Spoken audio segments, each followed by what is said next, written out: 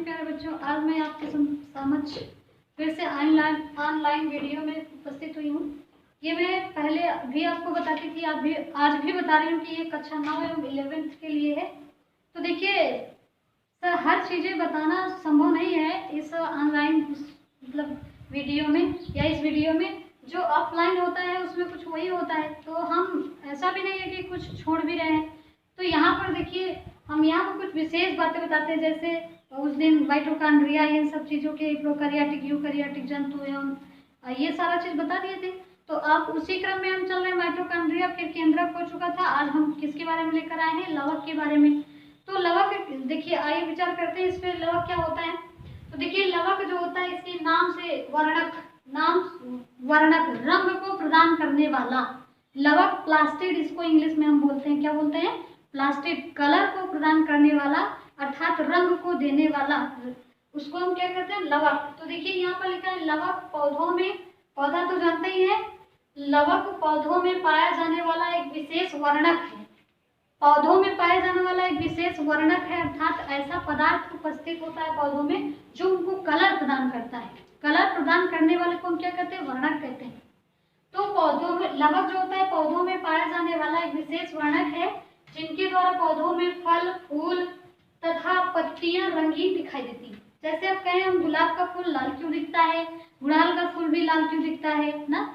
तो जो फूल तरह तरह के रंगीन दिखाई देते हैं, पत्तियां हरी दिखाई देती हैं, इन सब का कारण क्या है? वर्णक ही है। तो इसमें एक बार फिर से देखते हैं, लवक पौधों में पाया जाने वाला एक विशेष वर्णक है, जिसके द्वारा पौधों में फल, फूल एवं पत्तियां रंगीन दिखाई देती हैं। इसके अतिरिक्त यह पौधों में भोजन निर्माण में अहम भूमिका निभाता है।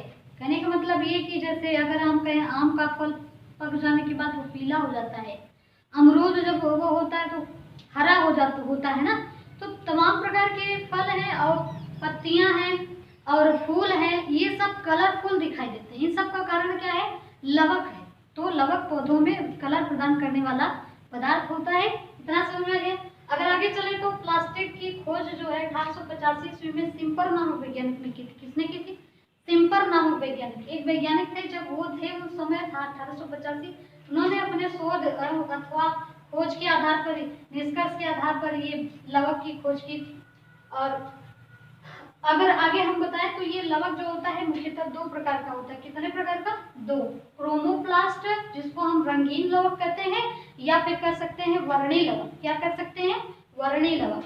और दूसरा है ल्यूकोप्लास्ट, श्वेत अथवा रंगहीन लवक अर्थात अवर्णी लवक। तो रंगीन लवक क्रोमोप्लास्ट को हम क्या कहते हैं? वर्णी लवक कहते हैं। और ल्यूकोप्लास्ट को हम क्या कहते हैं? रंगहीन अर्थात अवर्णी लवक। अवर्णी जो कलर को न दे, जैसे जड़ों में कौन सा लवक पाया जाता है? अवर्णी लवक। आलू में कौन सा लवक पाया जाता है? अवर्णी लवक, क्योंकि आलू सफेद होता है, उसमें कोई कलर नहीं होता ना। तो पौधों की जड़ों में जो पाया जाता है लवक, उसका क्या नाम है? तो हम बताएंगे ल्यूकोप्लास्ट। और जैसे फल, फूल, पत्ती, इन सब में अगर हम बात करें तो कैसा होता है? उसमें क्या पाया जाता है? क्रोमोप्लास्ट अर्थात वर्णी लवक। जो वर्णी लवक भी होते हैं वो कई प्रकार के होते हैं, जैसे क्लोरोफिल एक प्रकार का क्या है? लवक, मतलब लवक ही है। जो जैसे क्लोरोप्लास्ट हो गया हरित लवक, कोशिकांग है। और क्लोरोफिल वर्णक है। जब पत्ती क्लोरोप्लास्ट में क्लोरोफिल मिलता है तो वो पत्तियों में हरे रंग का वर्णक होता है, जिसके कारण पत्तियां हरी दिखाई देती हैं। बहुत सारे लोग पूछते भी हैं कि जो पत्तियां हमें हरी क्यों दिखाई देती है। तो अगर जीव विज्ञान की भाषा में कहें तो क्या होता है? जीव विज्ञान की भाषा में कहेंगे तो कहेंगे वो हरित लवक यानी क्लोरोफिल नामक वर्णक के कारण पत्तियां हरी दिखाई देती हैं। अगर वही विज्ञान की भाषा में, साइंस की, उसमें फिजिक्स की भाषा में चले जाएंगे तो वहाँ पर अलग हो जाता है कि प्रकाश में 7 रंग होते हैं और 7 रंग में से सारा रंग अवशोषित कर लेता है केवल हरे रंग को छोड़कर, इसलिए पत्तियां क्या दिखाई देती? हरी दिखाई देती हैं। तो यहाँ पर जो लवक होता है मुख्य रूप से 2 प्रकार का होता है, क्रोमोप्लास्ट वर्णी लवक, ल्यूकोप्लास्ट अवर्णी लवक, या होता है श्वेत अथवा रंगहीन लवक। आगे चले, जिस क्रोमोप्लास्ट में क्लोरोफिल नामक वर्णक पाया जाता है उसे हम क्लोरोप्लास्ट कहते हैं। और क्लोरोप्लास्ट पौधों में प्रकाश संश्लेषण के लिए उत्तरदायी होता है। तो जिस क्रोमोप्लास्ट में अभी हम बताया वर्णी लवक, तो जिस क्रोमोप्लास्ट में क्लोरोफिल नामक वर्णक पाया जाए तो उसको हम क्लोरोप्लास्ट कहते हैं, अर्थात हिंदी में इसको हम कहेंगे हरित लवक। और क्लोरोप्लास्ट जो होता है पौधों में प्रकाश संश्लेषण के लिए उत्तरदायी होता है। प्रकाश संश्लेषण क्या होता है? पौधे जो जिस प्रक्रिया द्वारा अपना भोजन बनाते हैं उस प्रक्रिया को हम क्या कहते हैं?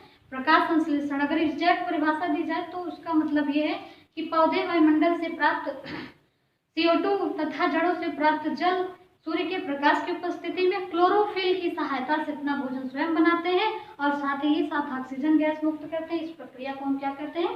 प्रकाश संश्लेषण कहते हैं। तो यहाँ पर था लवक के बारे में। लवक पौधों में पाए जाने वाला एक विशेष वर्णक होता है जिनके द्वारा पौधों में जो फल फूल ये पत्तियां होती हैं हरी मतलब रंगीन दिखाई देती हैं और इसके अतिरिक्त ये पौधों में भोजन निर्माण में भूमिका निभाता है। फिर जो लवक होती है उसकी खोज 1885 ईस्वी में सिम्पर नाम वैज्ञानिक ने की थी। और लवक मुख्यतः दो प्रकार का होता है, क्रोमोप्लास्ट और ल्यूकोप्लास्ट। क्रोमोप्लास्ट को हम क्या कहते हैं? रंगीन लवक या वर्णीय लवक। ल्यूकोप्लास्ट को हम कहते हैं श्वेत या अथवा रंगहीन अर्थात अवर्णीय लवक। अवर्णीय लवक कहाँ पाया जाता है? जड़ों, पौधों की जड़ों में, आलू में, इन सब में पाया जाता है। तो जिस क्रोमोप्लास्ट में क्लोरोफिल नामक वर्णक पाया जाता है उसे हम क्लोरोप्लास्ट कहते हैं। और क्लोरोप्लास्ट पौधों में प्रकाश संश्लेषण के लिए उत्तरदायी होता है। तो इसके आगे हमें हरित लवक विशेष रूप से पढ़ना है। हरित लवक क्या है, इसका प्रमुख कार्य क्या है ना, हरित लवक की संरचना कैसे दिखाई देती है, उसमें क्या क्या पाया जाता है, ग्रेनम क्या है, थैलाकोइड क्या है, प्रकाशीय अभिक्रिया और अप्रकाशीय अभिक्रिया हरित लवक के किस भाग में संपन्न होती है, तो इन सब के बारे में हम आपको आगे बताएंगे। फिलहाल अभी यहाँ तक रखते हैं। धन्यवाद।